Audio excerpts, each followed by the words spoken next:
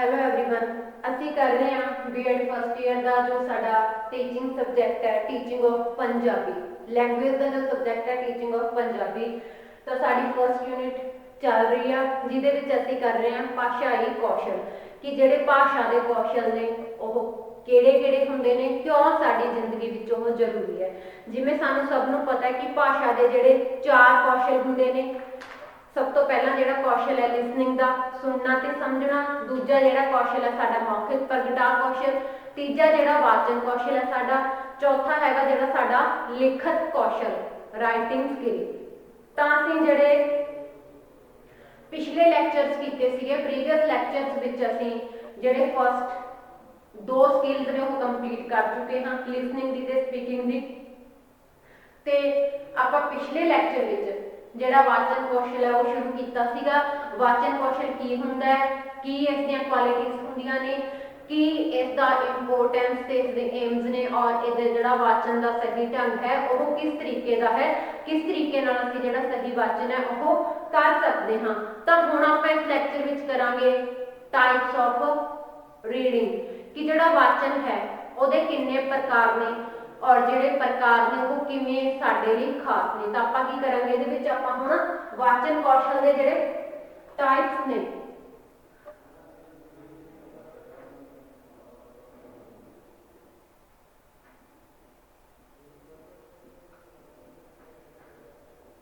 वाचन कौशल दे दो टाइप मन्ने गए ने। एक हैगा स्थूल वाचन,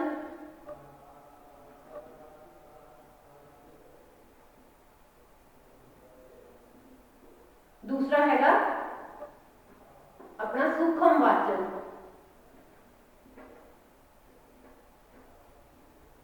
सूक्ष्म वाचन हुण देखो वाचन कौशल के दो जिहड़े भेद दसे ने स्थूल वाचन सूक्ष्म वाचन, जिहड़े इहदे दोनों टाइप्स ने वो आपदे आप विच इंपोर्टेंट ने। दोवां जिहड़े टाइप्स ने जिहड़े दोने तरह के वाचन ने उहदे अपने अपने जिहड़े प्रकार ने कि साडे लई स्थूल वाचन क्यों महत्वपूर्ण और सूक्ष्म वाचन क्यों महत्वपूर्ण है। आपां पहलां स्थूल वाचन तो स्टार्ट करते हैं कि स्थूल वाचन की हुंदा है, स्थूल वाचन की साडी जिंदगी विच की अहमियत है। तो अज आपां गल करांगे स्थूल वाचन की।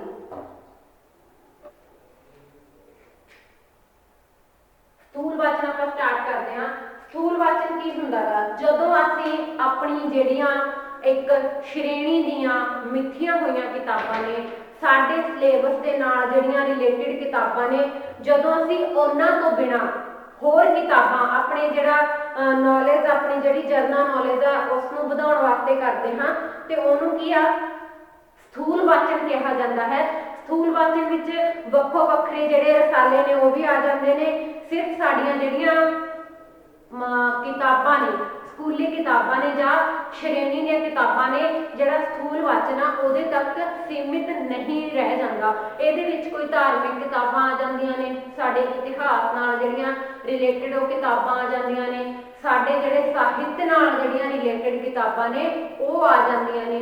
ते जिहड़ा स्थूल वाचन है इसका दायरा फिक्स नहीं हुंदा, इसका जिहड़ा दायरा हुंदा वो बहुत ही ज़्यादा वड्डा हुंदा है, इहदी कोई लिमिट नहीं हुंदी। असीं जिन्ना चाहे अपने जिहड़ा ज्ञान का वाधा कर सकते हैं तरह तरह दी जिहड़ियां किताबां पढ़ के। जिहड़ा स्थूल वाचन है वो किसी परीक्षा नूं मुख रख के नहीं किया जाता। जिवें हुण आपां गल करिए सूक्ष्म वाचन जिहड़ा कि अपने सिलेबस दी किताबां पढ़दे हो उहदे विच एक निर्धारित परीक्षा हुंदी है, एक निर्धारित चीज़ां सानूं पढ़नियां पैंदियां ने। पर स्थूल वाचन विच ना तां कोई साडा टाइम फिक्स हुंदा कि असीं किस टाइम ते पढ़ना गा और ना ही साडी कोई इत्थे इवैल्यूएशन हुंदी है कि साडी कोई परीक्षा फिक्स हुंदी है कि असीं आ किताब पढ़ के सानूं आ वाली परीक्षा जिहड़ी देनी है। इस विच की आ जिहड़ियां पाठ पुस्तकां वालियां बरीकियां ने बरीकियां नाल की जिहड़ा ज्ञान प्राप्त है जिहड़ा वो कीता जांदा। छोटियां छोटियां गल्लां नूं ध्यान नाल पढ़िया जांदा है। जदों आपां गल करदे हां कि किसी टैस्ट दा जिहड़ी तैयारी करनी हुंदी है, ठीक है, उहदे विच की उहदा जिहड़ा एरिया हुंदा वो बहुत ही ज़्यादा हुंदा जां सिलेबस आपां कह लईए तो आपां नूं वक्खो वक्ख जिहड़ियां विषयां दे नाल पुस्तकां पढ़नियां पैंदियां ने वो की स्कूल वाचन विच आ जांदा गा। उहदे विच कोई एक स्पैसीफिक सिलेबस नहीं पढ़दे आपां। तो इस करके की स्थूल वाचन का जिहड़ा मेन काम हुंदा तो वो की हुंदा अपने ज्ञान विच जिहड़ा वाधा करना हुंदा गा वो हुंदा है ते ना कि सिर्फ एक परीक्षा लैनी हुंदी है। तो ये अपना स्थूल वाचन हुंदा जिथे कि असीं अपनियां जिहड़ी श्रेणी दीयां मिथियां होईयां पाठ पुस्तकां नूं उस तों इलावा होर तरह ਦੀਆਂ ਜਿਹੜੀਆਂ किताबां अपने ज्ञान के वाधे ਲਈ पढ़ते हाँ वो स्थूल वाचन कहा जाता है। हुण आपां गल करते हैं स्थूल वाचन है जिहड़ा ਉਹਦੀ महत्व वो साडे ਲਈ क्यों जरूरी है। आपां स्थूल वाचन के जिहड़े महत्व की गल करते हैं। स्थूल वाचन का की महत्व है। हुण जिवें पहलां आपां गल कीती सीगी कि इहदे विच की आ जिहड़ा ज्ञान का वाधा है उसनूं मुख रखा जाता है। ज्ञान के वाधे नूं मुख रख के बच्चा की है जिहड़ियां किताबां पढ़दा है। तो सब तो पहलां आपां गल करते हैं ज्ञान विच वाधा।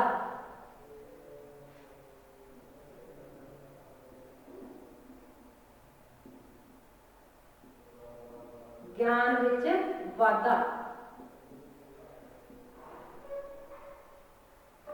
स्थूल वाचन विच सानू पुस्तकां की कोई लिमिट नहीं होंदी कि असीं किस पुस्तक नूं पढ़ना है।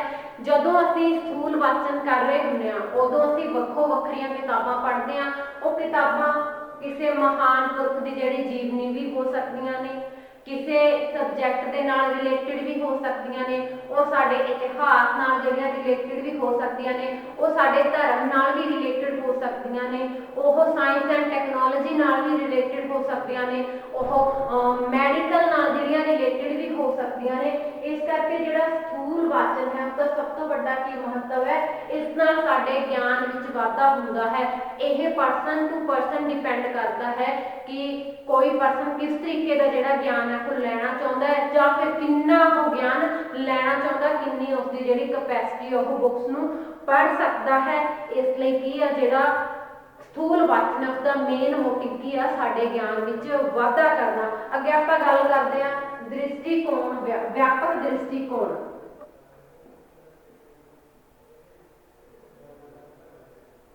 व्यापक दृष्टिकोण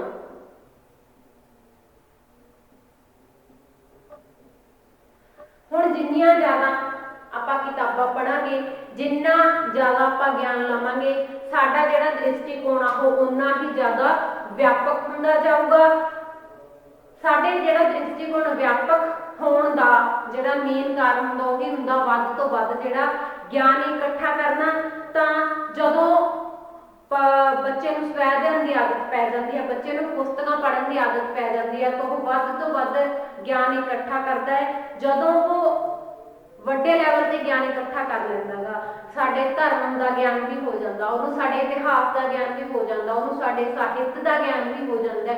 तो जिहड़ा उहदा दृष्टिकोण है जिहड़ा उस दृष्टिकोण तो किते ज़्यादा उपर उठ जाता, तो जिहड़ा उहदा दृष्टिकोण आ वो बहुत ही ज़्यादा आपां कह सकते हैं कि व्यापक हो सकता है। वो धर्मां के नाम ते, वो जातां पातां के नाम ते, वो भाषावां के नाम ते जिहड़े मतभेद हुंदे ने वो सारे एक साइड ते रख के सिर्फ चौमुखी विकास की जिहड़ी गल करदा गा। अगे आपां गल करते हैं शख्सियत का विकास।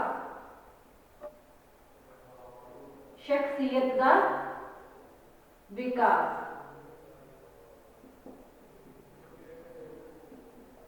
हुण वाचन कौशल है जिहड़ा स्थूल वाचन है वो शख्सियत का विकास किवें करदा। बच्चा जिन्ना ज़्यादा ज्ञान इकट्ठा करूगा उहदे विच उन्ना उहदा की सैल्फ कॉन्फिडेंस वधदा गा। जदों बच्चे का कॉन्फिडेंस वधदा कि उदों की आ जिहड़ी उहदी शख्सियत है वो निखर के सामने आउंदी आ, वो किसी भी टॉपिक ते बोल सकता है, और किसी भी टॉपिक ते जिहड़ा अपना ज्ञान आ वो दूजिआं नूं दे सकता है। जदों बच्चा कोई भी पर्सन ਉਹਦੇ ਵਿੱਚ ਇੰਨਾ कॉन्फिडेंस आ जाता है कि वो किसी भी टॉपिक ते गल कर सकता है, अपने विचार पेश कर सकता है, दूजिਆਂ ਦੇ ਜਿਹੜੇ विचार ने उन्होंने क्वेश्चन कर सकता है, तो फिर वो की ਹੁੰਦਾ ਉਹਦੀ पर्सनैलिटी ਉੱਥੇ बहुत डिवेलपमेंट ਹੁੰਦੀ, ਉਹਦੀ शख्सियत ਦਾ ਜਿਹੜਾ विकास है बहुत ਹੁੰਦਾ है। फिर ਆਪਾਂ ਗੱਲ ਕਰਦੇ ਹਾਂ स्वै अध्ययन ਦਾ विकास।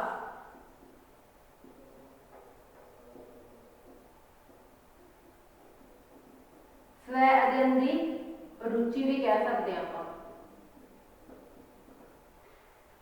स्थूल वाचन ਕਰਨ ਨਾਲ ਕੀ ਹੈ, ਜੋ ਸਵੈ ਅਧਿਐਨ ਦੀ ਰੁਚੀ ਵੱਧਦੀ ਹੈ। ਜਦੋਂ ਬੱਚੇ ਨੂੰ ਵਾਚਨ ਕੌਸ਼ਲ ਹੈ, ਜਿਹੜੀ ਰੀਡਿੰਗ ਸਕਿੱਲ ਹੈ, ਉਹਦੀ ਪ੍ਰੋਪਰ ਜਾਣਕਾਰੀ ਹੋ ਜਾਂਦੀ ਹੈ, ਉਹਨੂੰ ਜਿਹੜੇ ਉਹਦੀਆਂ ਗੱਲਾਂ ਧਿਆਨਯੋਗ ਰੱਖਣ ਹੁੰਦੀਆਂ ਨੇ ਉਹਦੀ ਜਾਣਕਾਰੀ ਹੋ ਜਾਂਦੀ ਹੈ, ਤਾਂ ਬੱਚੇ ਦੀ ਜਿਹੜੀ ਸਵੈ ਅਧਿਐਨ ਦੀ ਰੁਚੀ ਆ ਉਹ ਵੱਧਦੀ ਜਾਂਦੀ ਹੈ। ਬੱਚਾ ਕਿਸੇ ਤੇ ਡਿਪੈਂਡ ਨਹੀਂ ਰਹਿੰਦਾ ਕਿ ਸਾਨੂੰ ਕੋਈ ਗਿਆਨ ਦੇਵੇ, ਸਾਨੂੰ ਕਿਸੇ ਜਿਹੜੇ ਵਿਚਾਰ ਨੇ ਉਹਨਾਂ ਬਾਰੇ ਦੱਸਿਆ ਜਾਵੇ। ਜਦੋਂ ਬੱਚੇ ਨੂੰ ਵਾਚਨ ਕੌਸ਼ਲ ਵਿੱਚ ਇੰਟਰਸਟ ਹੋਣਾ ਸ਼ੁਰੂ ਹੋ ਜਾਂਦਾ ਹੈ ਤਾਂ ਉਹਦੀ ਕੀ ਹੈ, ਜਿਹੜੀ ਸਵੈ ਅਧਿਐਨ ਦੀ ਰੁਚੀ ਉਹ ਵੱਧਦੀ ਜਾਂਦੀ ਆ। ਉਹ ਆਪਣੇ ਪੜ੍ਹਾਈ ਨਾਲ ਸੰਬੰਧਿਤ ਕਿਤਾਬਾਂ ਦਾ ਜਿਹੜਾ ਗਿਆਨ ਆ ਉਹ ਵੀ ਲੈ ਲੈਂਦਾ ਤੇ ਉਸ ਤੋਂ ਬਿਨਾਂ ਵੀ ਹੋਰ ਜਿਹੜਾ ਜਨਰਲ ਨੌਲੇਜ ਦਾ ਉਸਦੀ ਜਿਹੜੀ ਜਾਣਕਾਰੀ ਆ ਉਹ ਵੀ ਉਹ ਟਾਈਮ ਸਿਰ ਲੈਂਦਾ ਰਹਿੰਦਾ। ਇਸ ਕਰਕੇ ਕੀ ਆ, ਜਿਹੜਾ ਸਥੂਲ ਵਾਚਨ ਆ ਉਹ ਸਵੈ ਅਧਿਐਨ ਲਈ ਵੀ ਬੱਚਿਆਂ ਨੂੰ ਮੋਟੀਵੇਟ ਕਰਦਾ ਹੈ। ਜੇ ਆਪਾਂ ਗੱਲ ਕਰਦੇ ਹਾਂ ਕਿ ਬੱਚੇ ਸਵੈ ਅਧਿਐਨ ਕਰਦੇ ਨੇ, ਬੱਚੇ ਜਿਹੜੇ ਆਪਣੇ ਆਪ ਸੈਲਫ ਸਟੱਡੀ ਲਈ ਪ੍ਰੇਰਿਤ ਹੋ ਜਾਂਦੇ ਨੇ। ਜਦੋਂ ਸੈਲਫ ਸਟੱਡੀ ਲਈ ਪ੍ਰੇਰਿਤ ਹੋ ਜਾਂਦੇ ਨੇ ਫਿਰ ਕੀ ਹੁੰਦਾ ਗਾ, ਉਹਨਾਂ ਦੇ ਜਿਹੜਾ ਵਿਚਾਰ ਹੁੰਦੇ ਨੇ ਉਹ ਵਿਚਾਰਾਂ ਨੂੰ ਐਨਾਲਾਈਜ਼ ਕਰਨਾ ਵੀ ਸਿੱਖ ਜਾਂਦੇ ਨੇ। ਤਾਂ ਫਿਰ ਉਹ ਕੀ, ਆਲੋਚਨਾਤਮਕ ਤੇ ਪਾਰਖੂ ਰੁਚੀਆਂ ਦਾ ਵਿਕਾਸ। ਆਲੋਚਨਾਤਮਕ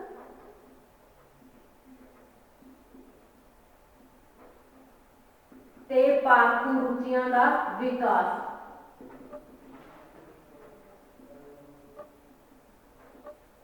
ਪਾਰਖੂ ਰੁਚੀਆਂ ਦਾ ਵਿਕਾਸ, ਜਦੋਂ ਬੱਚਾ ਆਲੋਚਨਾਤਮਕ ਆਪਣੀ ਰੁਚੀ ਦਾ ਵਿਕਾਸ ਕਰ ਲੈਂਦਾ ਹੈ, ਬੱਚੇ ਨੂੰ ਜਦੋਂ ਵਿਚਾਰਾਂ ਦੇ ਐਨਾਲਾਈਜ਼ ਕਰਨ ਦੀ ਜਾਣਕਾਰੀ ਮਿਲ ਜਾਂਦੀ ਹੈ ਤਾਂ ਉਹ ਕੀ ਹੁੰਦਾ, ਉਹ ਆਪਦੇ ਤਰਕ ਪ੍ਰਸਤੁਤ ਕਰ ਸਕਦਾ ਹੈ। ਆਪਣੇ ਜਿਹੜੇ ਵਿਚਾਰ ਨੇ ਉਹਨਾਂ ਦੇ ਸਮਰਥਨ ਵਿੱਚ ਕੀ ਆ, ਉਹ ਤਰ੍ਹਾਂ ਦੇ ਜਿਹੜੇ ਤਰਕ ਵਿਤਰਕ ਕਰ ਸਕਦਾ ਗਾ। ਤਾਂ ਇਸ ਕਰਕੇ ਕੀ ਹੈ, ਜਿਹੜਾ ਸਥੂਲ ਵਾਚਨ ਆ ਉਹ ਬੱਚਿਆਂ ਦੀ ਆਲੋਚਨਾਤਮਕ ਤੇ ਪਾਰਖੂ ਰੁਚੀਆਂ ਦਾ ਵਿਕਾਸ ਕਰਦਾ ਗਾ।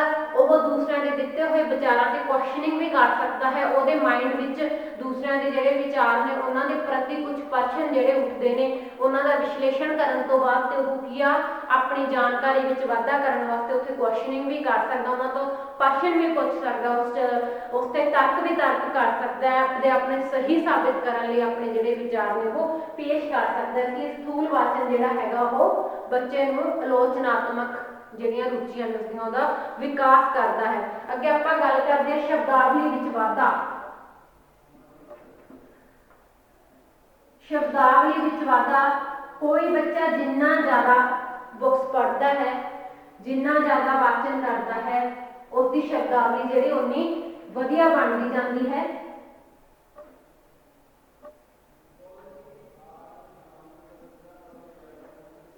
ਸ਼ਬਦਾਵਲੀ ਵਿੱਚ ਵਾਧਾ,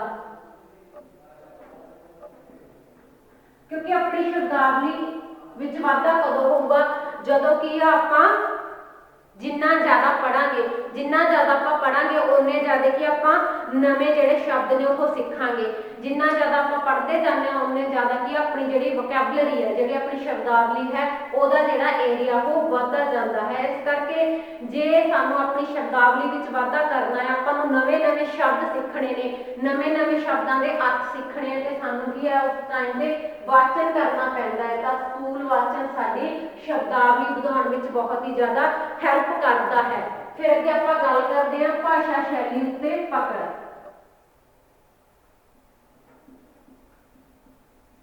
ਜਾਂ ਭਾਸ਼ਾ ਸ਼ੈਲੀ ਦੀ ਮਜ਼ਬੂਤੀ।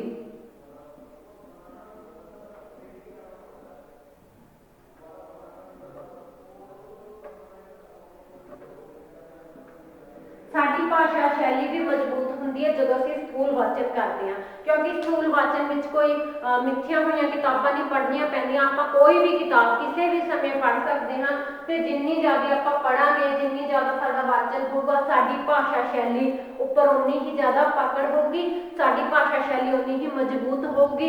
ਸਾਨੂੰ ਜਿਹੜੀ ਅੱਖਰਾਂ ਦਾ ਉਚਾਰਨ ਹੈ, ਜਿਹੜਾ ਸ਼ਬਦਾਂ ਦਾ ਉਚਾਰਨ ਹੈ, ਉਸ ਦੀ ਜਿਹੜੀ ਨੌਲੇਜ ਹੈ ਸਾਡੀ ਉਹ ਵਧੂਗੀ। ਜਦੋਂ ਸਾਨੂੰ ਜਿਹੜਾ ਉਚਾਰਨ ਹੈ ਉਹ ਸਹੀ ਤਰੀਕੇ ਨਾਲ ਆ ਜਾਂਦਾ, ਜਦੋਂ ਸਾਨੂੰ ਵਿਆਕਰਣ ਦੇ ਜਿਹੜੇ ਨਿਯਮ ਨੇ ਉਹ ਚੰਗੀ ਤਰ੍ਹਾਂ ਅਸੀਂ ਸਿੱਖ ਜਾਂਦੇ ਹਾਂ, ਤੇ ਸਾਡੀ ਕੀ ਹੈ ਜਿਹੜੀ ਭਾਸ਼ਾ ਸ਼ੈਲੀ ਆ ਉਹ ਮਜ਼ਬੂਤ ਹੁੰਦੀ ਤੁਰੀ ਜਾਂਦੀ ਹੈ। ਸਾਡੀ ਜਿਹੜੀ ਭਾਸ਼ਾ ਤੇ ਪਕੜ ਹੈ ਉਹ ਮਜ਼ਬੂਤ ਹੁੰਦੀ ਤੁਰੀ ਜਾਂਦੀ ਹੈ। ਅੱਗੇ ਆਪਾਂ ਗੱਲ ਕਰਦੇ ਹਾਂ ਮਨੋਰੰਜਨ ਦੀ।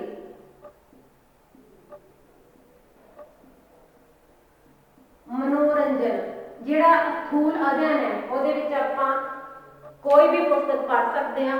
जदों इंसान थक हार के आउंदा गा, वो बंदा फिजिकली भी थकिया हुंदा और बंदा मैंटली भी जदों थक जांदा गा, तो उसनूं जिहड़ा अपना दिल परचावे लई कुछ साधना की जरूरत पैंदी है। तो असीं कह सकते हैं किताबां भी एक इंसान लई दिल परचावे का साधन हो सकदियां ने, ਜਿਹੜੀਆਂ मनोरंजन नाल ਜਿਹੜੀਆਂ रिलेटेड, ਜਿਹੜੀਆਂ मनोरंजन नाल संबंधित, जिवें कि कवितावां ਦੀਆਂ किताबां हो गईयां, ਜਿਹੜੇ गीतां ਦੀਆਂ किताबां हो गईयां, लोक गीत हो गए, कहानियां हो गईयां। ਤਾਂ ਜਦੋਂ ਇਹੋ ਜਿਹੀਆਂ ਪੁਸਤਕਾਂ ਸਾਡੇ ਕੋਲੇ ਨੇ ਤਾਂ ਅਸੀਂ ਕੀ ਆਪਦਾ ਜਿਹੜਾ ਮਨੋਰੰਜਨ ਕਰ ਸਕਦੇ ਹਾਂ, ਅਸੀਂ ਆਪਦੇ ਆਪ ਨੂੰ ਤਰੋ ਤਾਜ਼ਾ ਫੀਲ ਕਰਵਾ ਸਕਦੇ ਹਾਂ ਸਥੂਲ ਵਾਚਨ ਕਰਕੇ। ਇਸ ਕਰਕੇ ਸਥੂਲ ਵਾਚਨ ਸਾਡੇ ਮਨੋਰੰਜਨ ਵਿੱਚ ਵੀ ਬਹੁਤ ਹੀ ਸਹਾਇਕ ਹੈ। ਫਿਰ ਅੱਗੇ ਆਪਾਂ ਗੱਲ ਕਰ ਸਕਦੇ ਹਾਂ ਧਾਰਮਿਕ ਗਿਆਨ।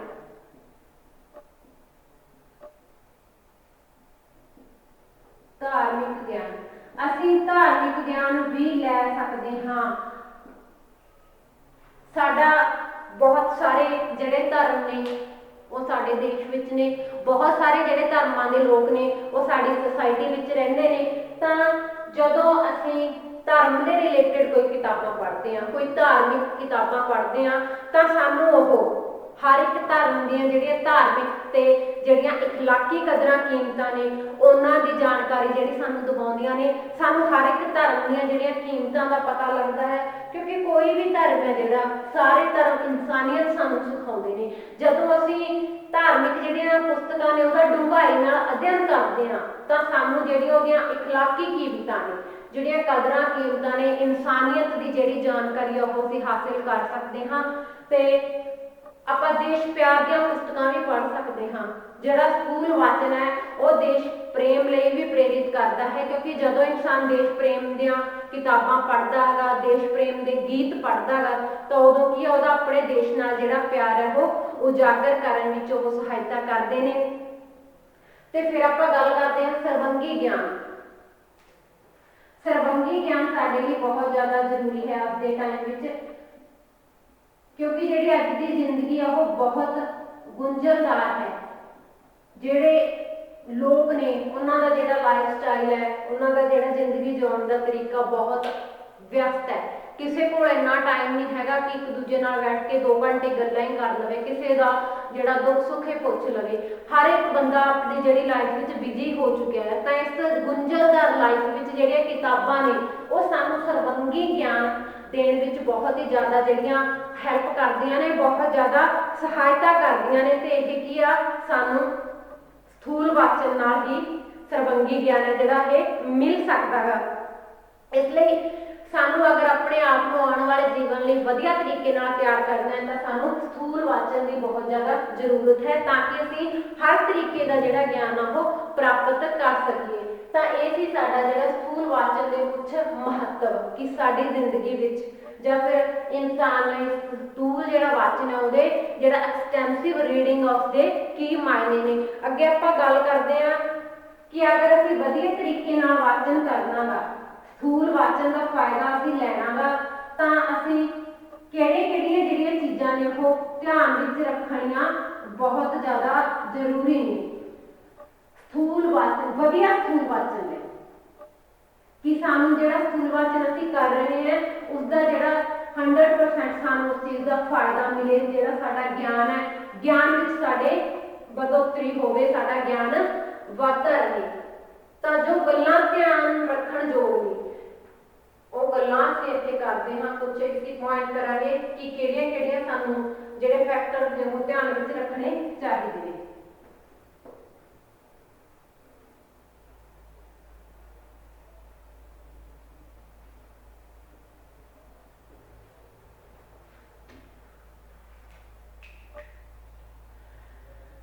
ਸਥੂਲ ਵਾਚਨ ਨੂੰ ਸਫਲ ਬਣਾਉਣ ਲਈ, ਸਥੂਲ ਵਾਚਨ ਆ ਜਿਹੜਾ ਉਸਨੂੰ ਸਫਲ ਬਣਾਉਣ ਲਈ ਕੁਝ ਗੱਲਾਂ ਦਾ ਧਿਆਨ ਰੱਖਣਾ ਪੈਂਦਾ ਹੈ।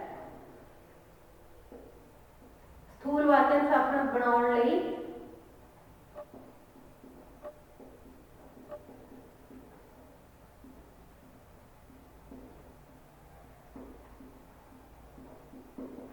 ਕੁਝ ਗੱਲਾਂ ਦਾ ਧਿਆਨ ਰੱਖਣਾ ਜ਼ਰੂਰੀ ਹੈ।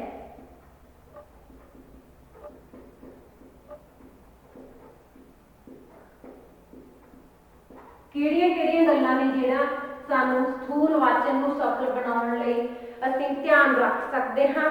ਤਾਂ ਇਹਦੇ ਵਿੱਚ ਸਭ ਤੋਂ ਪਹਿਲਾਂ ਅਸੀਂ ਪੁਸਤਕਾਂ ਦੀ ਚੋਣ, ਸਭ ਤੋਂ ਪਹਿਲਾਂ ਸਾਨੂੰ ਕੀ ਕਰਨਾ ਪੈਂਦਾ ਹੈ, ਪੁਸਤਕਾਂ ਦੀ ਚੋਣ ਉੱਤੇ ਧਿਆਨ ਦੇਣਾ ਪੈਂਦਾ ਹੈ। ਪੁਸਤਕਾਂ ਦੀ ਚੋਣ ਸਭ ਤੋਂ ਜ਼ਿਆਦਾ ਜ਼ਰੂਰੀ ਹੈ। ਅਗਰ ਅਸੀਂ ਸਥੂਲ ਵਾਚਨ ਨੂੰ ਸਫਲ ਬਣਾਉਣਾ ਚਾਹੁੰਦੇ ਹਾਂ ਤਾਂ ਪੁਸਤਕਾਂ ਦੀ ਚੋਣ ਕਿਸ ਤਰੀਕੇ ਦੀ ਹੋਣੀ ਚਾਹੀਦੀ ਹੈ।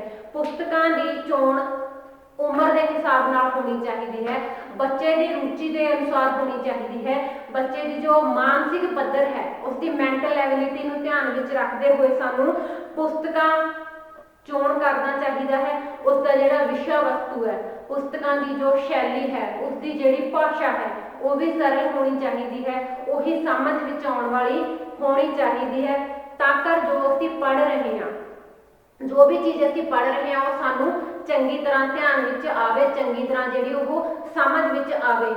ਦੂਸਰੀ ਗੱਲ ਹੋਰ, ਜਿਹੜਾ ਪੁਸਤਕਾਂ ਦਾ ਵਿਸ਼ਾ ਹੈ ਉਹ ਨੀਰਸ ਨਹੀਂ ਹੋਣਾ ਚਾਹੀਦਾ, ਉਹਦੇ ਵਿੱਚ ਜਿਹੜਾ ਉਹਨੂੰ ਆਪਾਂ ਕਹਿ ਸਕਦੇ ਹਾਂ ਇੱਕ ਇੰਟਰਸਟਿੰਗ ਹੋਣਾ ਚਾਹੀਦਾ, ਉਹਦੇ ਵਿੱਚ ਜਿਹੜੇ ਟੌਪਿਕ ਹੈ ਉਹ ਜ਼ਿਆਦਾ ਗੁੰਝਲਦਾਰ ਨਹੀਂ ਹੋਣੇ ਚਾਹੀਦੇ, ਜਿਹੜੇ ਟੌਪਿਕ ਉਹ ਬੱਚਿਆਂ ਦੀ ਉਮਰ ਦੇ ਹਿਸਾਬ ਨਾਲ ਜਿਹੜੇ ਸੌਖੇ ਹੋਣੇ ਚਾਹੀਦੇ ਨੇ, ਤੇ ਉਹ ਤਰ੍ਹਾਂ ਤਰ੍ਹਾਂ ਦੇ ਹੋਣੇ ਚਾਹੀਦੇ ਨੇ। ਜਿਹੜੀ ਬੁੱਕ ਅਗਰ ਆਪਾਂ ਕਿਤਾਬ ਬੱਚੇ ਨੂੰ ਪੜ੍ਹਨ ਵਾਸਤੇ ਦੇ ਰਹੇ ਹਾਂ ਤਾਂ ਉਹਦੇ ਵਿੱਚ ਇੱਕੋ ਤਰੀਕੇ ਦੇ ਟੌਪਿਕ ਨਹੀਂ ਹੋਣੇ ਚਾਹੀਦੇ, ਉਹਦੇ ਵਿੱਚ ਵੱਖ-ਵੱਖ ਤਰੀਕੇ ਦੇ ਜਿਹੜੇ ਟੌਪਿਕ ਉਹ ਬੱਚੇ ਦੇ ਪੜ੍ਹਨ ਵਾਸਤੇ ਹੋਣੇ ਚਾਹੀਦੇ ਨੇ, ਤਾਂ ਜੋ ਬੱਚਾ ਇੱਕ ਸਰਬੰਗੀ ਗਿਆਨ ਲੈ ਸਕੇ, ਬੱਚਾ ਹਰ ਤਰੀਕੇ ਦਾ ਜੋ ਗਿਆਨ ਹੈ ਉਹ ਲੈ ਸਕੇ। ਇਸ ਵਿੱਚ ਜਿਹੜੀਆਂ ਆਪਾਂ ਕਹਿ ਸਕਦੇ ਹਾਂ ਆਮ ਗਿਆਨ ਦੀਆਂ ਪੁਸਤਕਾਂ ਵੀ ਹੋ ਸਕਦੀਆਂ ਨੇ, ਇਹ ਜਿਹੜੀਆਂ ਸਾਇੰਸ ਤੇ ਟੈਕਨੋਲੋਜੀ ਨਾਲ ਰਿਲੇਟਡ ਵੀ ਹੋ ਸਕਦੀਆਂ ਨੇ, ਉਹ ਸਾਹਿਤ ਨਾਲ ਰਿਲੇਟਡ ਵੀ ਹੋ ਸਕਦੀਆਂ ਨੇ, ਉਹ ਕੀ ਆ ਭਾਸ਼ਾ ਨਾਲ ਰਿਲੇਟਡ ਪੁਸਤਕਾਂ ਵੀ ਜਿਹੜੀਆਂ ਹੋ ਸਕਦੀਆਂ ਨੇ, ਉਹ ਮਨੋਰੰਜਨ ਨਾਲ ਵੀ ਜਿਹੜੀਆਂ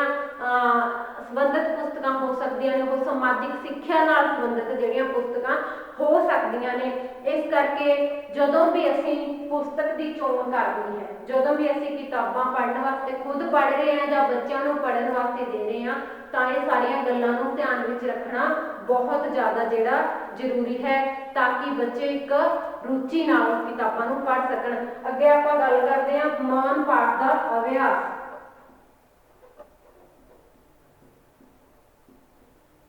ਮੌਨ ਪਾਠ ਦਾ ਅਭਿਆਸ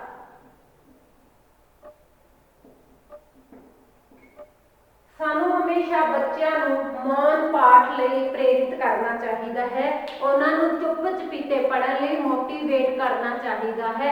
ਇਸ ਜਿਹੜੇ ਮੌਨ ਪਾਠ ਦੇ ਬਹੁਤ ਸਾਰੇ ਫਾਇਦੇ ਹੁੰਦੇ ਨੇ। ਇੱਕ ਤਾਂ ਇੱਕੋ ਹੀ ਜਗ੍ਹਾ ਤੇ ਬੈਠ ਕੇ ਬਹੁਤ ਸਾਰੇ ਵਿਦਿਆਰਥੀ ਪੜ੍ਹ ਲੈਂਦੇ ਨੇ। ਜਿਵੇਂ ਕਲਾਸਰੂਮ ਵਿੱਚ ਅਗਰ 10 ਬੱਚੇ ਨੇ, ਅਗਰ 10 ਦੇ 10 ਬੱਚੇ ਉੱਚੀ ਬੋਲ ਕੇ ਪੜ੍ਹਨਗੇ ਤਾਂ ਉਹ ਪੜ੍ਹਿਆ ਗਿਆ ਸਾਰਾ ਵਿਅਰਥ ਹੋ ਜਾਂਦਾ ਹੈ। ਪੜ੍ਹੇ ਗਏ ਜਿਹੜੇ ਅੱਖਰ ਨੇ, ਪੜ੍ਹੇ ਗਏ ਜਿਹੜੇ ਸ਼ਬਦ ਨੇ, ਪੜ੍ਹਿਆ ਗਿਆ ਜੋ ਟੌਪਿਕ ਹੈ ਉਸਦੇ ਸਾਨੂੰ ਅਰਥ ਸਮਝ ਨਹੀਂ ਆਉਂਦੇ।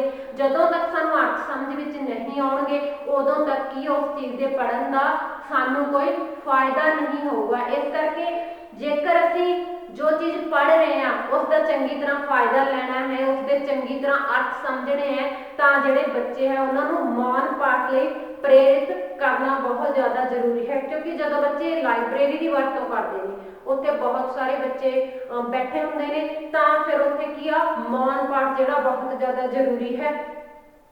ਇੱਕ ਸ਼ਾਂਤਮਈ ਮਾਹੌਲ ਵਿੱਚ ਜਦੋਂ ਬੱਚਾ ਬੈਠ ਕੇ ਪੜ੍ਹਦਾ ਹੈ ਤਾਂ ਉਹ ਪੜ੍ਹੀਆਂ ਗਈਆਂ ਚੀਜ਼ਾਂ ਨੂੰ ਜ਼ਿਆਦਾ ਟਾਈਮ ਤੱਕ ਜਿਹੜੀਆਂ ਯਾਦ ਰਹਿ ਸਕਦੀਆਂ ਨੇ। ਅੱਗੇ ਆਪਾਂ ਗੱਲ ਕਰਦੇ ਹਾਂ ਲਾਇਬ੍ਰੇਰੀ ਦੀ ਵਰਤੋਂ ਦਾ ਢੰਗ।